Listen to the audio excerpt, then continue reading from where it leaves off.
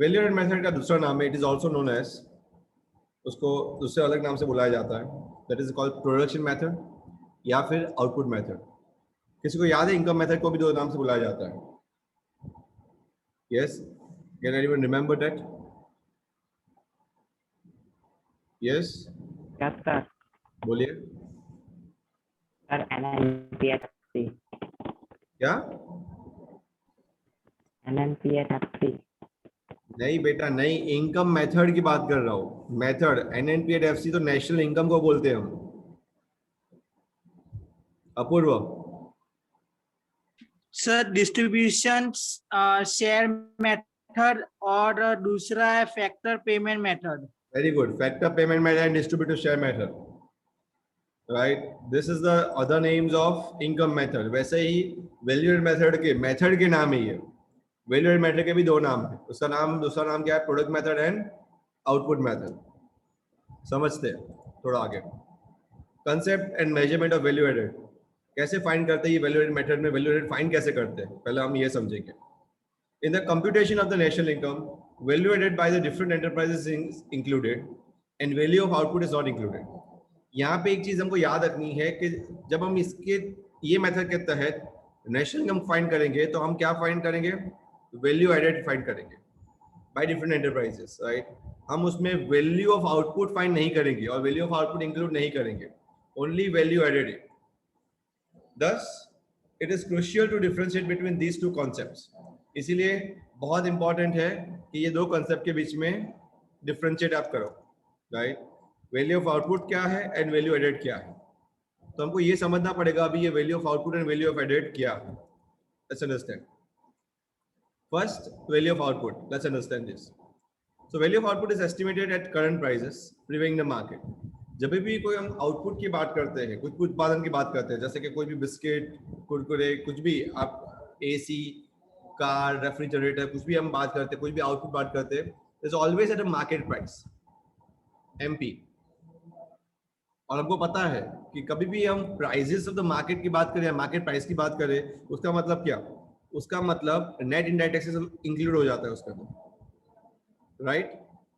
Net indirect taxes का मतलब indirect taxes minus subsidies. समझ में आ रहा है? सो फैक्टर कॉस्ट में ये सब ऐड होके आता है। अगर आप बाहर से कोई भी प्रोडक्ट बाय करते हो तो क्या लिखा होता है प्रोडक्ट के ऊपर? मैक्सिमम रिटेल प्राइस लिखा होता है कि नहीं? Inclusive of all taxes, yes कि नहीं? यस। तो मार्केट प्राइसेस का मतलब भी यही होता है कि it is included all taxes. It is also called value of output at market price. इसको हम क्या बोलते हैं? Value of output at MP, eight market price बोलते हैं। Now, value of output can be defined in two ways. इसको दो तरीके से डिफाइन किया जा सकता है, राइट। वैल्यू ऑफ आउटपुट एक तो ये है कि जितने भी गुड्स और सर्विसेज इकोनॉमी में प्रोड्यूस हो रहे during an accounting year, right, ये सबको ऐड कर दो, राइट।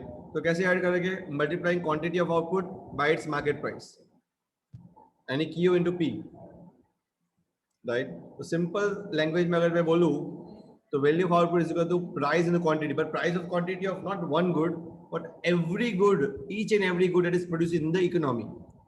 तो लाखों करोड़ों गुड्स बनते हैं इकोनॉमी में, तो जितनी बने into multiply by its price कर दो। जैसे ही आप मल्टीप्लाई बाय प्राइस करोगे, you get what? You get value of output, right. हम आउटपुट तो पहले जानने की कोशिश कर रहे हैं। We have to reach to where? We have to reach to value of value added, right. हमको वैल्यू ऑफ आउटपुट नहीं चाहिए, हमको वैल्यू एडेड चाहिए।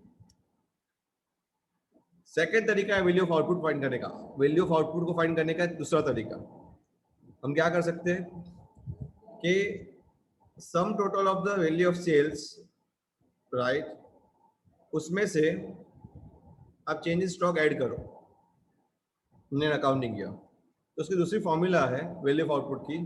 एक फॉर्मूला तो ये रही कि value of output is equal quantity plus into price, और दूसरी फॉर्मूला ये है value of output is equal to sales plus change in stock. तो sales plus change in stock का मतलब क्या? सेल्स यानी जितना सेल्स हुआ वो plus change in stock. Change in stock का मतलब क्या? Now this is very crucial. तो changing stock is equal to closing minus opening stock. What we'll say? Closing stock minus opening stock. तो closing stock में से अगर opening stock अगर minus कर देते, राइट, तो what we get is change in stock. Stock कितना बदला. अगर ये पूरा change in stock, if I am going to add it, right, what I am going to get is I am going to get a value of output. So value of output is equal to sales plus change in stock. Are you getting it?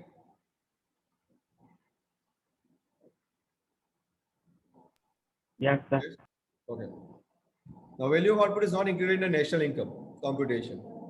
Value of output हमको नहीं चाहिए, और value of output को जानना जरूरी है, क्योंकि हमको अल्टीमेटली वैल्यू ऑफ आउटपुट से ही क्या मिलेगा, वैल्यू एडेड. तो वैल्यू एडेड फाइंड करने के लिए हमको वैल्यू ऑफ आउटपुट जानना जरूरी है. तो पहले हमने जान लिया वैल्यू ऑफ आउटपुट है क्या, and we know that by two ways we can find the value of output. Right, now what we want to learn is value added. Right, तो कैसे जानेंगे? So the next thing, important thing is to understand value added. The production units produce the goods and services, वो produce करते हैं, and for this purpose a production unit purchase primary factor inputs, land, labour, capital, entrepreneurship. तो वो क्या करते हैं, land लेते हैं, लेबर, कैपिटल. तो जो भी उत्पादन करते हैं उसमें से ये सबका खर्चा लगता है. लैंड को रेंट, लेबर को वेजेस, कैपिटल को इंटरेस्ट और एंटरप्रेन्योरशिप को प्रॉफिट. राइट, ये प्राइमरी फैक्टर इनपुट्स है. ऐसे ही सेकेंडरी फैक्टर इनपुट्स भी होते हैं. कौन से सेकेंडरी फैक्टर इनपुट्स मैं हाईलाइट कर रहा हूँ. This is primary, and which is second, this is secondary, right? So secondary factor inputs का मतलब होता है raw materials और वो सब, right? So all these materials के जो भी खर्चे हैं वो अगर आप माइनस करोगे from whatever you produce, तो आपको जो मिलेगा वो मिलेगा value added, right? Let's wait for a while, beta. I'll make you understand. Just hold on.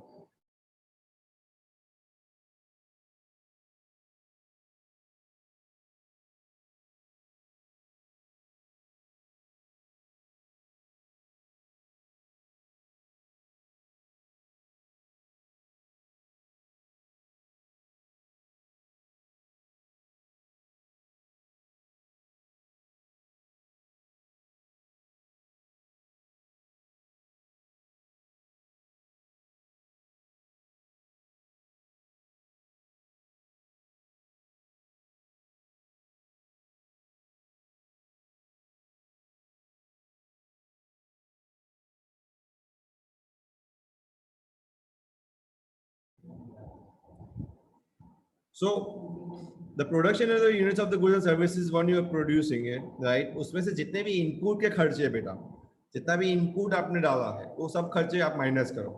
Once you minus this, you get value added. So value added है क्या? So value added is the excess of the value of output produced over the value of secondary inputs. Again, I'm repeating. Excess of value of output, यानी value of output आपने produce किया, right, उसमें से secondary inputs का value अगर आपने minus कर दिया है उसमें से, then what you get is value added. So for an example, let's से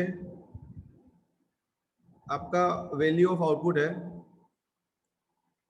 मैं यहाँ पे ऐसा लिख रहा हूँ, वैल्यू ऑफ आउटपुट है आपका फॉर एन एग्जांपल 4000, और लेट्स से वो 4000 का रुपीस का आउटपुट बनाने के लिए आपका खर्चा हुआ 1500 रुपए का.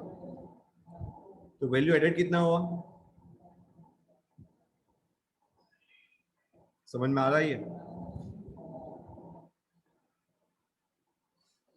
Yes, sir. So let's understand this, right, with a proper example. So value added is equal to value of output minus value of secondary inputs.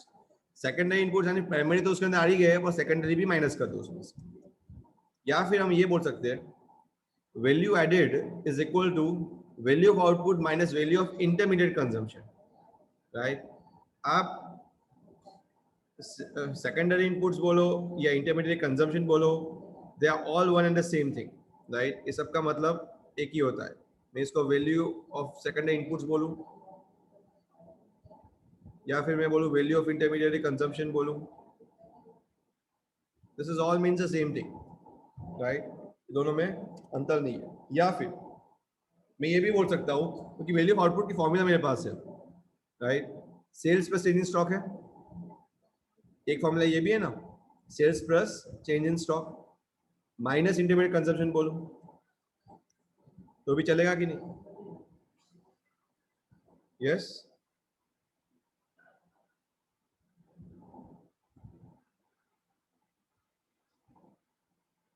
ये समझ में आ रहा है?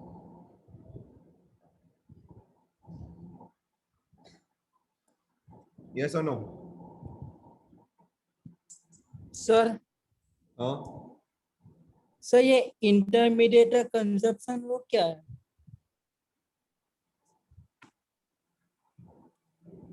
मीन्स वो value added is equal to sale plus change in stock minus intermediate consumption है ना, last formula. हाँ, वो क्या हुआ उसमें? तो वो समझ नहीं आ रहा है वो लास्ट फॉर्मूला वाला। वैल्यू ऑफ आउटपुट क्या होता है?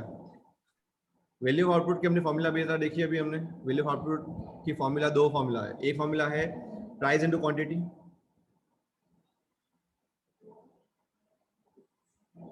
Yes, yes sir. और दूसरी फॉर्मूला है sales plus change in stock. देखो मैं बता देता हूँ, ये देखा ना हमने यहाँ पे, ये फॉर्मूला देखी कि नहीं हमने? Yes sir. याद आ रहा है ये? Yes. Sales plus change in stock. तो यही फॉर्मूला की मदद से मैंने ये बताया है कि वैल्यू ऑफ आउटपुट की जगह पे मैं ये लिख सकता हूँ sales plus change in stock. Yes sir. और बाद में मैंने क्या किया, value of intermediate consumption minus कर रहे, तो वो माइनस कर रहे हैं यहाँ पे भी।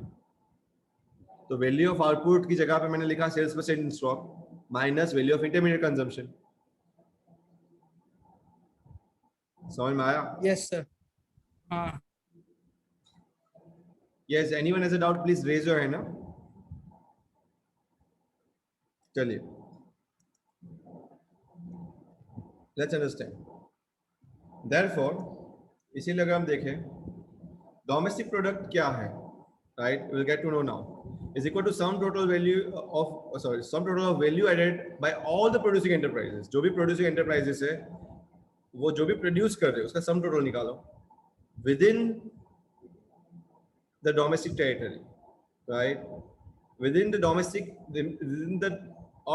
income or domestic territory। कहने का मतलब डोमेस्टिक प्रोडक्ट का मतलब होता है कि everything that we produce within a domestic territory as an income, this is domestic product। So there are two types of value added, value added market price and value added factor cost, जिसको हम बोलते हैं यहाँ पे value added market price को क्या बोलते हैं, GVA at MP, और यहाँ पे बोलते हैं GVA at FC। So gross value added at market price GVA at MP होता है and net value added at market price भी होता है। तो value added भी दो तरह के होते हैं, gross and net। तो ये जो G है वो ग्रॉस है, वैसा ही नेट हो सकता है, राइट, जो यहाँ पे आपको दिख रहा है। वैसे ही वैल्यू एडेड फैक्टर कॉस्ट भी दो तरह के होंगे, GVA at FC and NVA at FC। What we try to find it out, हम ये सभी एग्रीगेट फाइंड करेंगे। तो मैं आपको ये चीज बता दूं, वैल्यू एडेड मेथड है इसीलिए हम ग्रॉस वैल्यू एडेड बोल रहे हैं, राइट। GVA एक्चुअली होता कुछ नहीं, वो GDP होता है। NVA होता कुछ नहीं, वो NDP होता है। हम VA क्यों बोल रहे हैं, वैल्यू एडेड क्यों बोल रहे हैं, बिकॉज ये मेथड वैल्यू एडेड मेथड है इसीलिए। बाकी उसका मतलब वही होता है कि GVA at MP is nothing but GDP at MP, NVA at MP is nothing but NDP at MP। समझ में आ रहा है? Yes sir. Fine. Now value added method में हमने दो चीज समझी यहाँ पे। सबसे पहली चीज हमने वैल्यू ऑफ आउटपुट को समझा, राइट, कैसे वैल्यू ऑफ आउटपुट फाइंड करते हैं। और वैल्यू ऑफ आउटपुट समझने के बाद हमने ये भी समझा कि वैल्यू एडेड कैसे फाइंड किया जाएगा। बराबर। ये दो चीज हमने बहुत अच्छे से समझ ली, वैल्यू एडेड कैसे और फाइंड करेंगे हम, क्योंकि वैल्यू ऑफ आउटपुट में से जैसे ही हम इंटर सेकेंडरी इनपुट्स माइनस कर देंगे या इंटरमीडिएट कंजम्पशन माइनस कर देंगे, हमको वैल्यू एडेड मिल जाएगा। पर यहाँ पे आगे बढ़ने से पहले एक चीज, एक प्रिकॉशन है, and that is what we call as the problem of double counting. इसको बोलते हैं हम problem of double counting. Now how this problem arises? While estimating national income by value added method, sometimes the value of a product is counted more than once. काफी time क्या होता है कि ये वैल्यू, जो प्रोडक्ट की value है, वो एक से दो बार, तीन बार, डबल बार काउंट होती है, और यही प्रोसीजर को हम डबल काउंटिंग बोलते हैं। We call them as double counting. It leads to overestimation of national income. इससे होता क्या है कि नेशनल इनकम ओवर एस्टिमेट हो जाते हैं, क्योंकि अगर आप एक ही चीज दो बार, तीन बार काउंट करोगे तो वो ओवर एस्टिमेट हो जाएगी, and over estimation of national income will create a problem. For example, suppose a farmer produces 5 quintals of wheat.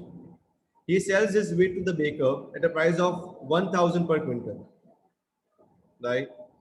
तो कितने का फार्मर ने प्रोड्यूस किया?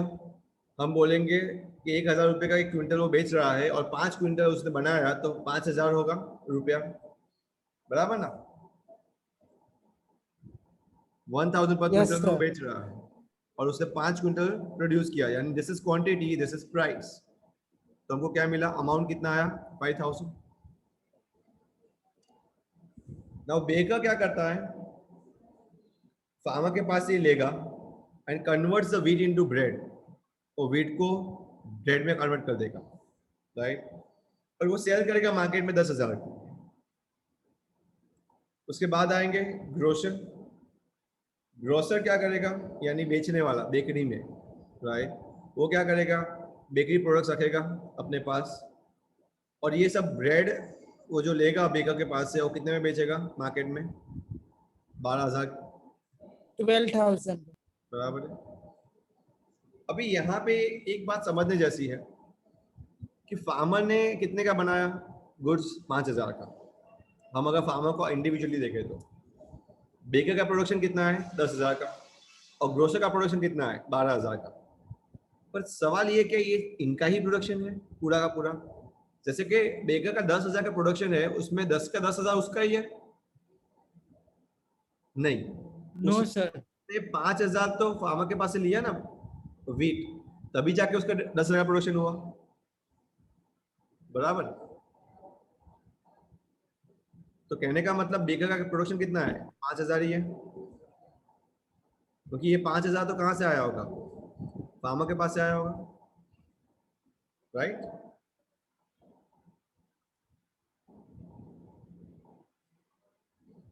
Yes, sir. नेक्स्ट, ग्रोसर यही ब्रेड को अल्टीमेट कंज्यूमर को सेल कर रहा है 12,000 में, राइट? यानी ये ग्रोसर का क्या 12,000 का आउटपुट? नहीं, ग्रोसर में भी क्या होगा? उसने बेकर के पास से 10,000 का ब्रेड लिया होगा, तभी जाके 12,000 में बेच रहा होगा। यानी ग्रोसर का एक्चुअल वैल्यू एडिशन कितना है? 2,000। समझ में आ रहा? This is what we need to understand. यही है डबल काउंटिंग का फंडा। यानी फार्मर का वैल्यू ऑफ आउटपुट हुआ 5,000, बेकर का हुआ 10,000, ग्रोसर का हुआ 12,000। पर ये आउटपुट अगर हम ऐड करेंगे तो हमको मिलेगा 27,000 का आउटपुट। एक्चुअली 27,000 का आउटपुट हुआ ही नहीं है, क्योंकि फार्मर ने 5,000 का जो बनाया वही कहीं ना कहीं बेकर ने उसको कंज्यूम किया। तो 10,000 में से 5,000 गया, यानी कितना आया? 5,000, बराबर है। अभी ये जो बेकर ने जो बनाया, वैल्यू ऑफ आउटपुट जो किया, right, sorry my mistake, right, baker ने जो बनाया 10,000 का, वही कहीं ना कहीं इंटरमीडिएट कंजम्पशन में यहाँ पे यूज हुआ होगा। यानी अगर मैं देखने जाऊँ तो ग्रोसर का प्रोडक्शन कितना है? 2,000 ही। 2,000. तो उस हिसाब से हम देखने जाए तो 5,000 प्लस 5,000 प्लस 2,000, 12,000 ही आउटपुट हुआ है टोटल इकोनॉमी में। हम 27,000 ये गिन रहे हैं, दैट इज रॉन्ग। ये रॉन्ग तरीका है। समझ में आ रहा है सबको? Actually the correct way is this, there are two ways आप समझ सकते हो कि एक्चुअल आउटपुट कितना हुआ। एक्चुअल आउटपुट अगर बोलने जाओ आप तो मैं आपको बोलूंगा the actual output is 12,000 only. कितना हुआ? 12,000। यानी इनकम मेथड से अगर हम देखने जाए तो हम सिर्फ ग्रोसर का ही आउटपुट गिनेंगे, पर वैल्यू एडेड मेथड से गिनने चाहिए। यानी हर एक स्टेज पे अगर हमको गिनना है तो हम फार्मर का 5,000 गिनेंगे, बेकर का 5,000 गिनेंगे और ग्रोसर का 2,000 गिनेंगे। समझ में आ रहा है? तो भी 12,000 ही मिलेगा हमको। यानी आप नाक को सीधा पकड़ो या फिर घुमा के पकड़ो, बात तो सेम ही हुई। आप या तो ग्रोसर का सिर्फ आउटपुट गिन लो तो भी आपको आंसर 12,000 ही मिलेगा, या फिर सबका वैल्यू एडेड गिनो तो भी आपको आंसर 12,000 ही मिलेगा। समझ में आ रहा है?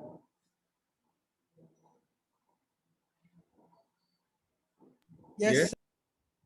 ओके। हियर हमको याद रखना है that we take an unrealistic assumption that the farmer uses no intermediate inputs. हम ये समझ रहे हैं कि फार्मर कोई इंटरमीडिएट इनपुट्स यूज नहीं कर रहा है, राइट? और इसीलिए ये अजम्पशन अनरियलिस्टिक है। एक्चुअली ऐसा होता नहीं है, फार्मर भी काफी टाइम यूज करते हैं।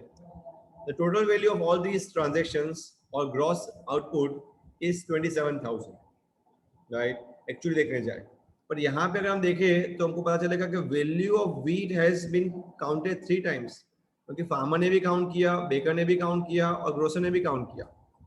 तो ये नहीं चलेगा, तीनों तीन काउंट करेंगे तो आंसर गलत आ जाएगा, right? And value of bread 2 times, अगर वैल्यू ऑफ ब्रेड देखेंगे तो बेकर ने भी काउंट किया और ग्रोसर ने भी काउंट किया, क्योंकि जो बेकर ने ब्रेड बनाया वो ग्रोसर वापस काउंट कर रहा है ना उसको, तो that is called problem of double counting. It is a case of double counting और ये अवॉइड करना बहुत ही जरूरी है। So how to avoid double counting? There are 2 alternative methods to avoid double counting. पहले एक तो वैल्यू एडेड मेथड में, according to this method first of all identify intermediate consumption, और जो भी इंटरमीडिएट कंजम्पशन है उसमें वैल्यू ऑफ आउटपुट से माइनस कर दो, राइट? हर एक प्रोड्यूसिंग एंटरप्राइज से, यानी प्राइमरी सेक्टर का इंटरमीडिएट अलग होगा, सेकेंडरी का इंटरमीडिएट अलग होगा, टर्शियरी का इंटरमीडिएट अलग होगा। तो value added is equal to value of output minus intermediate consumption, right? जैसे कि मैं ये मकई ग्रो कर रहा हूँ, यानी कॉर्न में से कॉर्नफ्लेक्स बना रहा हूँ, तो 5,000 का कॉर्न उसमें मैंने प्रोसेस किया, उसको चपटा किया, गर्म किया, फ्लेक के लिए गर्म करके बनाया मशीन डाल के, और मैं मार्केट में बेच रहा हूँ कॉर्नफ्लेक्स 12,000 में। तो उसका मतलब ये हुआ कि मेरा वैल्यू ऑफ आउटपुट है 12,000 और उसमें से मैं इंटरमीडिएट कंजम्पशन 7,000 का माइनस करूंगा, राइट? तब जाके मुझे पता चलेगा, सॉरी इंटरमीडिएट कंजम्पशन ये नहीं है भाई, में से इंटरमीडिएट कंजम्पशन यानी मक्का का 5,000 माइनस करूंगा, तब जाके मुझे वैल्यू एडेड पता चलेगा। यानी वैल्यू एडिशन हुआ कितना है एक्चुअल में देखने जाए तो, what is value addition? 7,000, right? या फिर दूसरा तरीका ये है, ये वैल्यू मेथड में तो यही तरीका है। दूसरा तरीका इनकम मेथड जैसे हम यूज करते थे, final product approach. According to this method we should take into the value of final product only. हमको सिर्फ फाइनल प्रोडक्ट ही लेना है, यानी लास्ट का प्रोडक्ट जो ग्रोसर ने बेचा हमारे एग्जांपल में। In our example only the value of the output of grocer, right? यानी कि हमको 12,000 ही लेना है और कुछ नहीं। समझ में आ रहा है? और हमारे ये एग्जांपल में हम सिर्फ कॉर्नफ्लेक्स ही लेंगे और कुछ नहीं। प्रीवियस एग्जांपल में अगर मैं बताऊँ आपको तो उसमें हम क्या करेंगे, 2 ऐड करेंगे, फार्मर का आउटपुट अलग से और वैल्यू एडिशन अलग से, तो 12,000 मिलेगा। और ये अप्रोच के अंदर हम सीधा क्या करेंगे, फाइनल प्रोडक्ट की 12,000। आंसर तो 12,000 ही आने वाला है दोनों मेथड से। समझ में आ रहा है? Yes? Yes. Okay, that's it. बोलिए, कोई डाउट्स?